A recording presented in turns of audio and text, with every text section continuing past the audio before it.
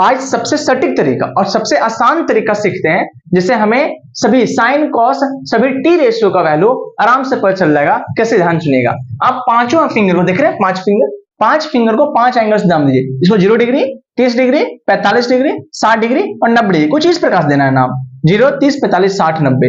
ध्यान सुनिएगा। Sine theta का जो फॉर्मूला होता है, साइन थीटा का फॉर्मूला होता है परपेंडिकुलर बाय हाइपोटेनस, और कॉस थीटा का फॉर्मूला होता है बेस बाय हाइपोटेनस।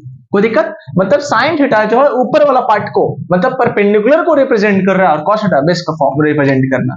और जो वैल्यू होगा वो याद रखना सिर्फ √f/2 से, √n/2 से। ठीक है, कैसे, ध्यान सुनिएगा।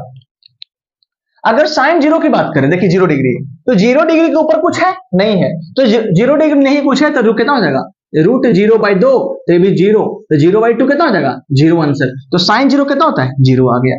और बस में, जबकि अब साइन 30 की बात करें, तो 30 के ऊपर कितना, 1, तो √1/2, इसको 1/2 लिख सकते हैं, तो 1/2 हो गया।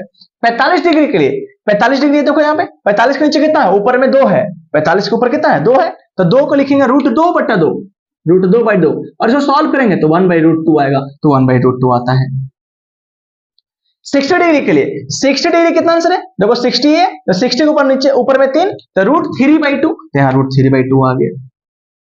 90 डिग्री के लिए, 90 के ऊपर कितना है, 4, तो √4/4, और √4/4 को क्या लिखते हैं, √4/2, सॉरी, तो √4 को लिखेंगे 2, और 2/2 कैंसिल, 1 हो गया। और वैसे जबकि कॉस का अगर याद रखना है, तो कॉस नीचे के लिए होता है, देखो ध्यान से नीचे के लिए, तो 0 डिग्री के नीचे कितना है, 4, तो √4/2, तो कितना लिखे अभी, 2/2, 1 हो गया। उसी प्रकार से 30 डिग्री के लिए, 30 के नीचे कितना है, 3, तो √3/2, और इसी प्रकार से सभी के सभी वैल्यू आपको निकल जाएंगे। तो क्या आपको एक तरीका मालूम था? नहीं? तो शेयर कीजिए और सब्सक्राइब कीजिए और लाइक कीजिए। आ रही बात समझ में? चलिए।